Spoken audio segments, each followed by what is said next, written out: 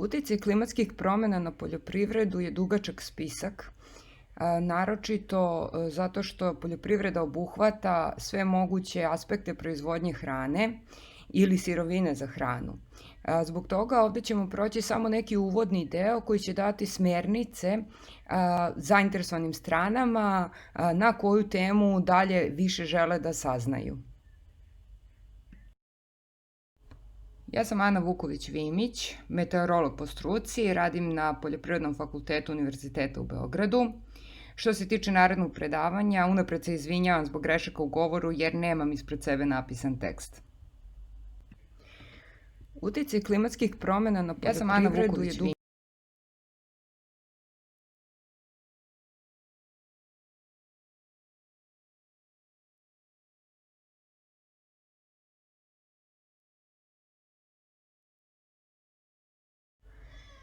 Osnovne informacije o promjeni klimatskih uslova na teritoriji Srbije su sledeće. Osmotrajna promjena srednje temperature, to jest proseka temperature za 20 godina, se povećala za 1,2 stepena Celzijusa. Srednje temperature za letnju sezonu čak 1,8 stepen Celzijus, a srednje maksimalne dnevne temperature za letnju sezonu čak 2,2 stepena Celzijusa. Naime, povećanje temperature je najizraženije tokom letnje sezone za sada. Što se tiče promjene količine padavina na teritoriji Srbije, u srednjoj godišnjoj sumi padavina na celoj teritoriji Srbije blago povećanje se desilo, znači koje statistički nije značajno, od plus 4%. Međutim, promjenu padavina inače kompleksnije analizirati jer se razlikuje ovaj signal prostorno i od sezone do sezone. Ono što je jasno jeste da srednja letnja suma padavina se smanjila skoro 20%. Što se tiče liste najtoplijih godina u Srbiji, ovdje je dato čisto radi primjera prvih 12 godina i vidimo da je 2019. bila najtoplija od kada su sređeni podaci za teritoriju Srbije, znači od polovine 20. veka, zatim ide 2018. godina, na trećem mjestu je 2014. i tako dalje. Vidimo da rekordno najtoplije godine su zapravo i ove što su se najskorije desile. Ne mora da znači da će svaka sledeća godina biti toplija od prethodne, ali će vrednosti biti tu negde, upadaće u ovu rekordnu listu najverovatnije. Signal zagrevanja je još jači u periodu od 10 godina, poslednjih, iako ovdje je naznačeno 2017. ali tu su negde vrednosti, prosto zato što je ovo uzeto iz publikacije koja je odrađena 2018. godine.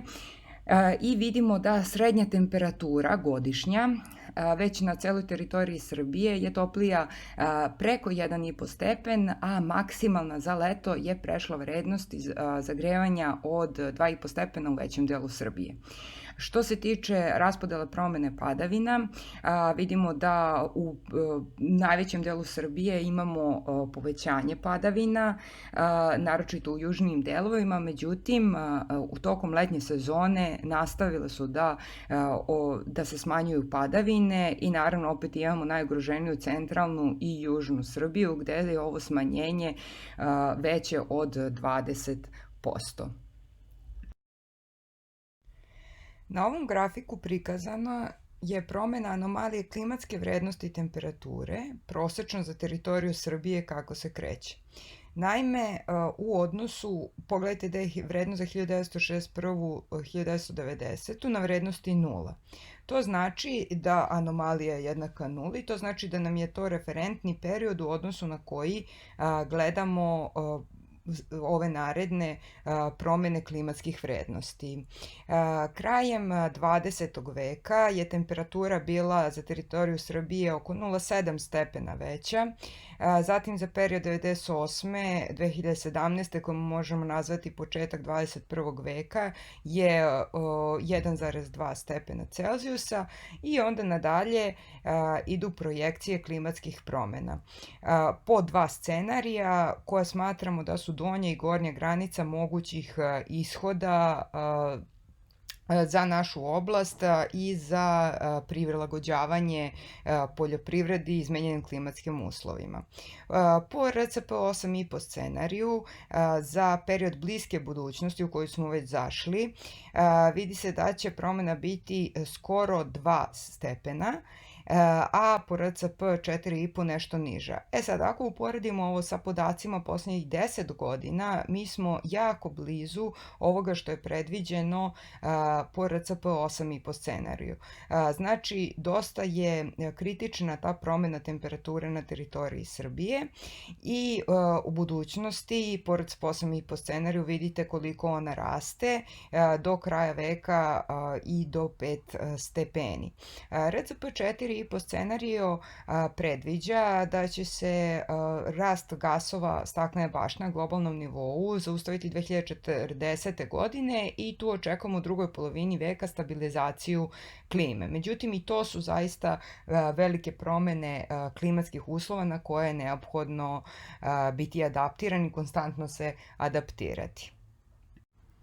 Kako prostorno izgleda ta promjena temperature u našem regionu vidjet ćemo iz ovih grafika. Na levom grafiku prikazana je klima s kraja 20. veka koja se uzima kao referentni period u 5. izveštaju IPCC-a i jednostavno su prikazane znači hladne, tople, veoma tople oblasti i takozvane vruće oblasti, znači to je već blizu Primorja. Da bi vidjeli koliko je dramatična promjena klime u ovom regionu, sa desne strane dati su grafici za kraj veka po RCP 8,5 i 4,5 scenariju. Znači vidimo da po 8,5 scenariju crvena oblast će obuhvatati sve nizijske delove našeg regiona, a da će se hladne oblasti, to jest klima planinskih oblasti, gotovo izgubiti. Nešto blaža je slika po RCP 4,5 scenariju do kraja veka, gde će u nizijskim oblastima zavladati nazovimo tako veoma topla klima, ali ne i vruća klima. Sad, kojim putem ćemo mi ići zavisi prosto od globalnih emisija gasove staklene bašte. Znači to ne možemo mi na nacionalnom nivou da kontrolišemo, već je to napor svih zemalja sveta. Ovakva promjena klime u budućnosti, ali i u ovom periodu u koji smo već zašli, nam govori da će karakteristike suptropske klime prodirati ka severu našeg regiona i ako se nastavi ovakva promjena klime, brzina će biti otprilike 1000 km na 100 godina ka severu ili 1000 metara na 100 godina ka većim nadmorskim visinama, što je zaista vrlo brzo, nemoguće gotovo za prirodnu vegetaciju da se adaptira, a za vegetaciju, to je za biljnu proizvodnju koju kontroliše čovek, potrebno je uneti nove mere da bi prosto preživela na ovim prostorima.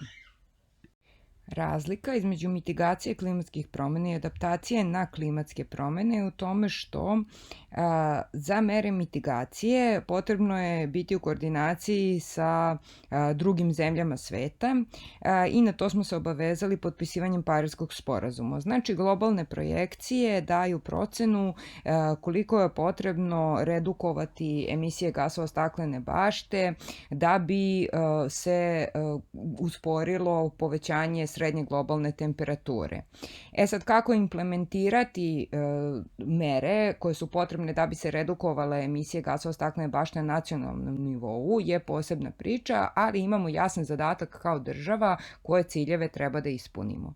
Kod adaptacije je nešto kompleksnija priča i zahteva širok spektar stručnjaka iz svih oblasti da se angažuju. Naime, imamo prvo simulacije globalnih klimatskih modela, čije rezultate je potrebno downscalovati na regionalni nivo i na nacionalni nivo, to je gomila proračuna koju treba uraditi, a zatim te rezultate koristiti za procene uticaja za različite sektore ekonomije, uticaj na životnu sredinu, uticaj na zdravlje itd. tako dalje. Najpre treba sakupiti dokaze o osmotrenim uticajima klimatskih promjena na različite sektore, zatim povezati to sa promjenama temperature, padavina ili nekih drugih parametara i onda tu vezu primeniti na rezultate budućih projekcija klimatskih modela i tako proceniti kako će se u budućnosti menjati sa promjenom klime, povećavati ili smanjivati određeni uticaj na određene sektore, zaštitu životne sredine ili zdravlje. To je takozvana procena ranjivosti i rizika i na osnovu njih se propisuju mere adaptacije koje su isključivo koje predstavljaju posao stručnjaka iz različitih oblasti, znači nije posao meteorologa ili klimatologa. Zatim, kada se napiše taj dugačak spisak mera adaptacije koje bi bile efektivne, radi se cost-benefit analiza i napravi se lista prioriteta, znači šta je urgentno i šta je moguće uraditi sa raspoloživim budžetom. I konstantno je traganje za novim financijama koje je moguće iskoristiti za implementaciju mera adaptacije na klimatske promjene. Sad, kad se dođe do implementacije mera adaptacije, znači to je već praktičan posao i ta implementacija mora da je u skladu s implementacijama mere adaptacije iz drugih sektora, da bi se i u skladu sa merama mitigacije da bi se obezbedio taj održivi razvoj. Inače, bez toga opet se prave novi problemi. Ovde su navedene neke osmotrene činjenice što se tiče klimatskih promjena na teritoriji Srbije koje su važne za poljoprivrednu proizvodnju. Naime, sada je povećana varijabilnost vremenskih uslova, znači nekada su zime užasno tople, sledeće godine mogu se pojavljivati periodi sa izuzetno hladnim epizodama, zatim imamo periode sa veoma jakim padavinama, a zatim imamo nastupanje suša i tako dalje. Veći je broj dana sa visokim temperaturama, kažemo ekstremno visokim, jesu u gornjih 10% ikada osmotrenih na ovoj teritoriji, a kada se jave uzastopno u periodu od 5 do 6 dana, to zovemo ekstremno toplotni talas. I taj broj ekstremno toplotnih talasa, čija je verovatnoća pojavljivanja u klimi 20. veka bila jednom u 10 godina, sada je to već 2 do 3 puta u toku jedne godine u sadašnjoj klimi. Što se tiče padavina, naveli smo već da je njihova promena dosta kompleksnija, naime imamo i povećanja i smanjenja. Ono što možemo jednom rečenicom da kažemo jeste da se menja režim padavina.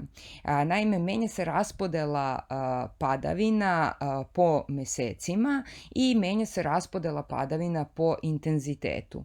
Znači imamo više suša, a s druge strane imamo povećanje broja dana sa ekstremno visokim padavinama, sa velikim količinama padavina, znači dane sa količinama padavina preko 20 pa čak i preko 40 mm su mnogo učestali. Zatim, maksimum padavina na teritoriji Srbije je uvek bio u mesecu junu, međutim sad se taj maksimum pomerio u mesec maj. Povećala se ta letnja sušna sezona i po temperaturi se leto produžilo i po tim karakteristikama padavina. Zatim, već smo naveli da se povećao broj suša, povećao se i trajanje sušnih perioda, najveće zagrevanje je detektovano tokom letnje sezone, to smo već rekli, ali je vrlo važno za poljoprivrednu proizvodnju jer je to period vegetacije biljaka koje se uzgajaju u Srbiji. Zatim imamo smanjenje trajanja i debljine snežnog pokrivača. Podsjetimo se da snežni pokrivač pri topljenju snabdeva našu zemlju zalihama vode koju biljke kasnije mogu da vuku u sušnim periodima proizvodima iz dubljih slojeva. I imamo naravno povećanje broja poplava, rasprostranjenost poplava. Ako ukratko treba da kažemo šta su karakteristike naše promjene klime, jesu povećan broj toplotnih talasa, suša i poplava, ali iza toga stoji mnogo kompleksnija priča. I dosadašnja promjena klime je slična scenariju 8,5, kako sad izgleda, kao da će ga prevazići, ali verovatno nadajmo se da neće. Poljoprivredna proizvodnja kod nas je izuzetno ranjiva na klimatske promjene jer je proizvodnja većinom na otvorenom prostoru. Znači izložena je vremenskim uslovima za koje smo već rekli kakvi su sada i kako će se menjati. Tako, finansijski gubici koji su detektovani otprilike do pre nekih 5 godina, koje su posledica klimatskih promjena, su iznosili oko 5 milijarde dolara i to je donja granica, znači ne može da se pohvata koji su sve gubici u poljoprivredi i zato su ovi podaci uglavnom okvirni. Najviše štete nanosi suša. To je jasno, a zatim poplave, iako nam poplave izgledaju dramatičnije, suša odnosi više novca našoj poljoprivrednoj proizvodnji. Zatim imamo sve veće povećanje šteta od prolećnog mraza, to je ta destabilizacija klime. Naime, imamo topli period koji se javi tokom zime, kada biljke krenu da ulaze u period vegetacije, da se razvijaju, postaju ranjive na male mrazeve i onda odjednom se temperature spuste 0, -2 i to može doneti značajna oštećenja višegodišnjim zasadima. Ova opasnost se povećava. Zatim imamo štete od grada koji finansijski nisu poredivi sa štetama od suše, ali su fatalni. Na svu sreću su lokalnog karaktera, znači za razliku od šteta od suše. I zato nose manji finansijski gubitak, ali tamo gde grad udari štete mogu biti i do 100%. I tako dalje, znači ovih šteta u poljoprivredi ima dosta detektovanih i kao što sam već rekla na početku, dugačak je spisak tih negativnih uticaja klimatskih promjena na poljoprivredu. Ovdje je prikazan deo tog dugačkog spiska detektovanih uticaja klimatskih promjena na poljoprivrednu proizvodnju. Ono što je zajedničko u biljnoj proizvodnji jeste da su prisutna oštećenja od prolećnog mraza i to ne svake recimo 5., 6., 7. godine, nego skoro svake druge godine i u određenim oblastima javljaju se gotovo svake godine oštećenja od mraza za pojedine vrste. Zatim imamo poremećaj pravilnih razvoja fenofaza zbog povećanja te temperature vegetacionog perioda, naročito tokom letnjeg perioda koji upada u period vegetacije, pojave toplotnih talasa i ekstremno visokih temperatura tokom leta. Toplotni talas, na primjer, koji se javi u zimu, može da izazove taj problem sa prolećnim mrazom jer višegodišnji zasadi krenu u period vegetacije, a zatim se javi mraz na koji je biljka tada jako osetljiva, znači 0 do -2 stepena. Visoke temperature u toku perioda vegetacije mogu dovesti do ranijeg sazrevanja, mogu dovesti do isušivanja ako nema padavina i mogu izazvati ožegotine na voću, jer to su uglavnom vedri dani sa jakim intenzitetom zračenja sunca. Sve je veća pojava bolesti i štetočina koje nisu bile karakteristične za naše predele, a takođe nekada se desi i da više njih se jave u isto vreme jer se poklapaju ti pogodni periodi za njihovu pojavu. Uglavnom, negativne uticaje suša pokušavamo da ublažimo navodnjavanjem, ali raspoložive vode za navodnjavanje je sve manje. i nezanemarljiv lokalni uticaj grada koji može izazvati fatalne štete na prinosima je takođe veliki. Znači, grad potpuno uništi sve prinose i ponovo ističem u voćarstvu to može biti veoma veliki problem ako prosto izlomite višegodišnje zasade koje moraju iz početka da se sade. Što se tiče stočarstva i ribarstva, tu je urađeno manje istraživanja, ali uočeno je da je veliki poremećaj životnih uslova stoke, znači one su isto pod uticajem kao i ljudi tih jakih toplotnih talasa, smanjuje se kvalitet mleka i mesa i povećana je smrtnost, dok u ribarstvu imamo poremećaj vremena oplodnje, zagrevanje voda što remeti životne uslove riba i takođe povećanu smrtnost.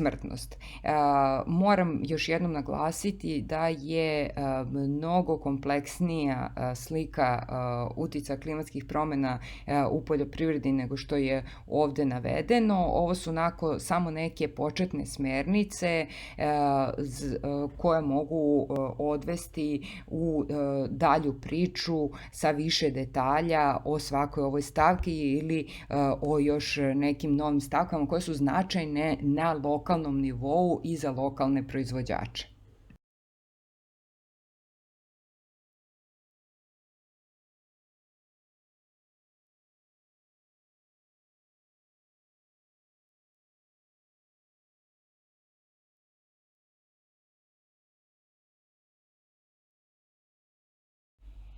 Da bi se očuvao, a možda čak i unapredio kvalitet poljoprivredne proizvodnje u našoj zemlji, potrebno je implementirati određene mere adaptacije, to jest prilagođavanja na klimatske promene.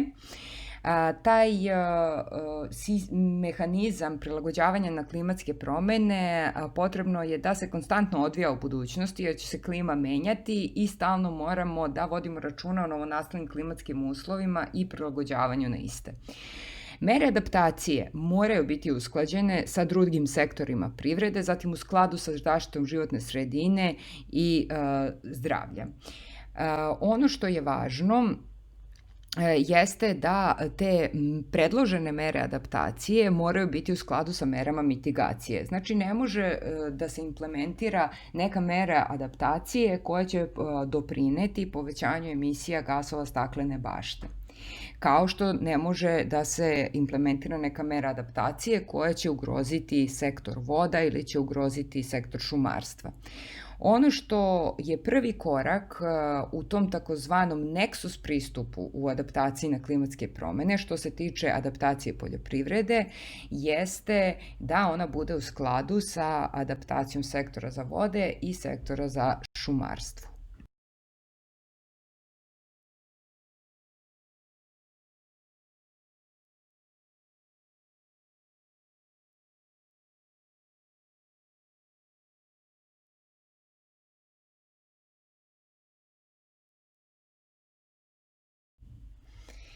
Deo takođe dugačkog spiska predloženih mera adaptacije u poljoprivredi je prikazan na ovom slajdu.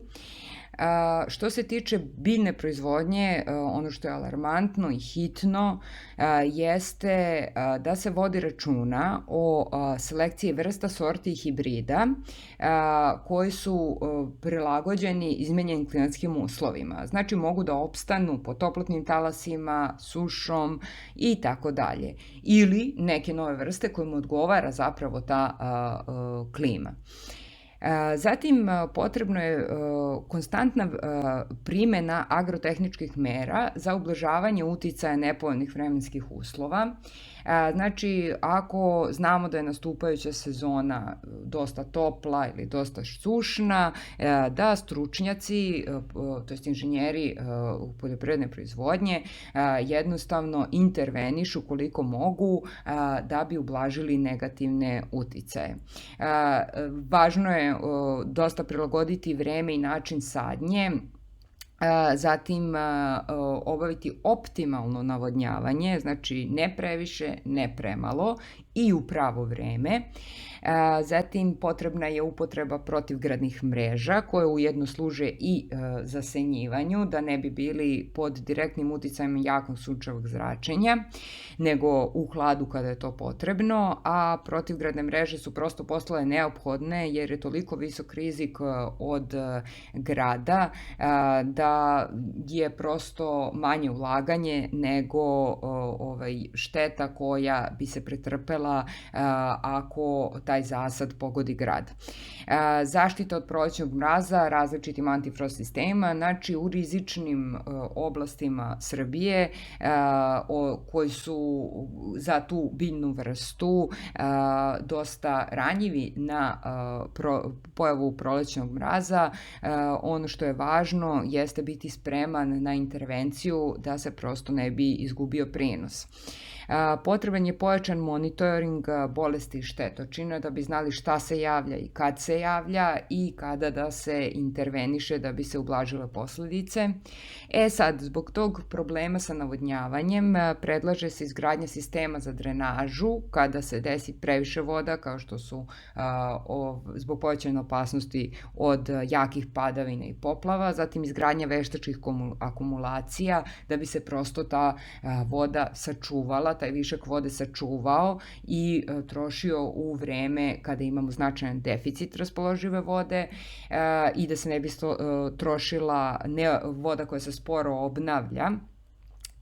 Zatim imamo predlog za restauraciju močvara i vegetacionog pokrivača koji će takođe regulisati raspoloživost vodom potrebne poljoprivrednoj proizvodnji i predlaže se sve više da se osiguraju ta poljoprivredna dobra. Važno je da bude vrlo jasno da svi ti ekstremni događaji koji su detektovani da imaju štetno dejstvo u poljoprivredi jednostavno se neće smanjiti, nego će biti sve češći i svako odlaganje implementacije nekih mera adaptacije povećava rizik od sve većeg finansijskog gubitka. Znači, nema potrebe čekati da će se nešto samo od sebe rešiti, već je potrebno hitno intervenisati. U stočarstvu ono što je prvo i neophodno jeste rashlađivanje prostora gde živi stoka i ribnjaka i obezbeđivanje dovoljno vode za piće, jer kvalitet vode zbog poplava, suša isto takođe opada kao i količina. Predlaže se gajenje autohtonih vrsta zbog bolje adaptibilnosti i ponovo monitoring bolesti. Kažem, na našim prostorima se javljaju bolesti koje nisu bile karakteristične. Iako su pozitivni uticaj klimatskih promjena zaista retki i ostali u senci velikim brojem negativnih uticaja, postoje i pozitivni uticaj i ističe se pozitivan uticaj na razvoj vinogradarske i vinarske proizvodnje u našoj zemlji. Topli i sušni uslovi tokom leta zapravo pogoduju proizvodnji vina visokog kvaliteta. I slike, na primer, iz 2012. godine, koja je bila izuzetno sušna i izuzetno topla, su pune nekih, kako kažem, negativnih uticaja. To su ove slike što sam vam pokazivala, isušen kukuruz, suncokret, ožegotine na voću i tako dalje, a za to vreme dok imamo loše slike iz drugih sektora poljoprivrede, u vinarstvu imamo jednu lepu sliku i to je jedna jako dobra godina za dobijanje vina visokog kvaliteta. Sličan slučaj se desio 2017. godine, na primjer, koja je imala izuzetno visoke temperature tokom leta i ponovo imamo dobre rezultate u vinskoj proizvodnji. Ovde je dat samo primer nekog, da kažemo, grubog istraživanja o promjeni klimatskih uslova pogodnih za proizvodnju visokokvalitetnog vina na teritoriji Srbije. I ova dva grafika pokazuju, sad kad bi se udubili u detalje, ali za sad možda mi verujete na reč, promenu vrednosti Winklerovog indeksa i površinu koju određene vrednosti zauzimaju na teritoriji Srbije. Taj indeks otprilike govori koje su pogodne uslovi za proizvodnju vina određenog kvaliteta. Ono što nam pokazuje promjena ovog indeksa, to jest vrednosti sadašnje u bliskoj budućnosti na teritoriji Srbije, jeste da sada pravo vreme da se razvija vinogradarstvo u našoj zemlji, jer možemo da proizvodimo vina visokog kvaliteta. Kasnije, ako se nastavi ovaj RCP 8,5 scenarij, u drugoj polovini 20. veka, to je tamo krajem, 21. veka, već uslovi postaju nepovoljni, kao što se to dešava u mnogim toplijim zemljama u sadašnje vreme. Mi smo već dozvolili da nam se vinogradi izmeštaju na veće nadmorske visine, što je jedna od globalnih mera adaptacije vinogradarstva. To je nam u stvari samo plus, jer dobijamo veće moguće površine za vinogradarstvo u Srbiji i sušniji period pred berbu je također povoljan u vinogradarstvu, jer daje prosto bolju aromu vinu. To bi bio jedan ovako lep primer i preporuka poljoprivrednim proizvođačima. Međutim, ono što je veliki neprijatelj vinogradarske proizvodnje jeste zapravo grad. U proizvodnji vinskih sorti nije dozvoljeno koristiti protivgradne mreže. Sad ne znam tačno da li nije dozvoljeno, ili znam na primjer u Francuskoj da nije dozvoljeno zakonom, ili ih jednostavno ne koriste, nije praksa, jer smanjuje intenzitet sunčevog zračenja koji je neophodan za razvoj šećera u plodovima, i zbog toga one ostaju dosta ranjivi na grad. A znamo da lokalno grad kad udari može da uništi ceo prinos. Međutim, ako pratimo kako se razvija praksa, na primjer u Francuskoj, gde su počeli i dozvolili zakonom da mogu da se koriste protivgradne mreže, možda može nešto da se uradi da bi se sprečio ovaj jak negativan uticaj koji može te naše male proizvođače da dosta finansijski ugrozi. Na ovom slajdu dodala bih još nekoliko interesantnih informacija koje se tiču obrađivane teme. Projekti renizacije proizvodnih područja koje su sproveli Ministarstvo poljoprivrede, šumarstva i vodoprivrede i tiču se vinogradarske proizvodnje i voćarske proizvodnje su uzeli u obzir izmenjene klimatske uslove i njihov uticaj na ove grane poljoprivrede. Renizacija vinogradarskih reona nova, poslednja rađena prethodna 1974. Ova nova je uzela u obzir da je moguće gajiti sada vinograde na većim nadmorskim visinama i da će se klima u budućnosti menjala, i zato je ova reonizacija ostala, tako reći, otvorena. Znači, ako proizvođači žele da gaje vinograde na mestima koje su van reoniranih oblasti, mogu podneti elaborate sa određenim klimatskim i zemljišnim analizama da je tu moguće obaviti tu proizvodnju, i te oblasti će ući u reone, što je veoma pozitivna stvar, jer će se dosta brzo menjati klimatski uslovi u budućnosti, pa da se ne bi ponovo celi projekti iznova i iznova radili. Što se tiče reonizacije voćarskih područja Republike Srbije, to radi Univerzitet u Novom Sadu, Univerzitet u Beogradu, Institut za voćarstvo u Čačku. Oni su u završnoj fazi i tu mogu reći da je takođe ušla informacija o klimatskim promenama, i možemo reći da to predstavlja isto neku adaptaciju na klimatske promene. Ograničavajući faktori za proizvodnju su uzeti rizici od kasnog prolećnog mraza i rizici od visokih temperatura.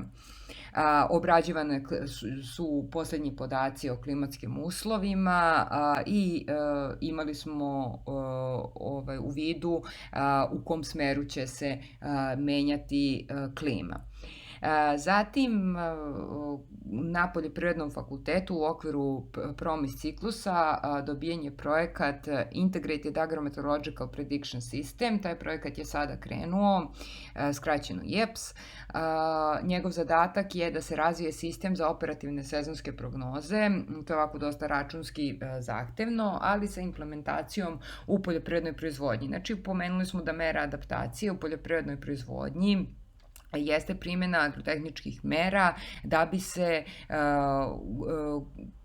ublažile neke negativne uticaje nadolazećih vremenskih uslova ili da bi se poboljšao prinos. Kako to da zna poljoprivrednik ako ne zna kakva ga sezona čeka? To je zadatak ovog projekta i da proceni da li će biti nekih rizika od nepovoljnih vremenskih uslova u nastupajućoj sezoni.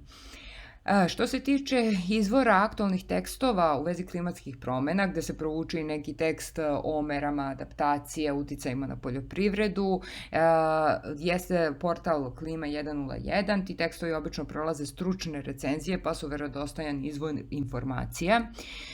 Zatim, takođe značajan izvor informacija koje verovatno već svi znaju jeste klimatske-promene.rs, gde se nalaze publikacije vezane za izveštavanje o klimatskim promenama i uticajima na teritoriji Srbije.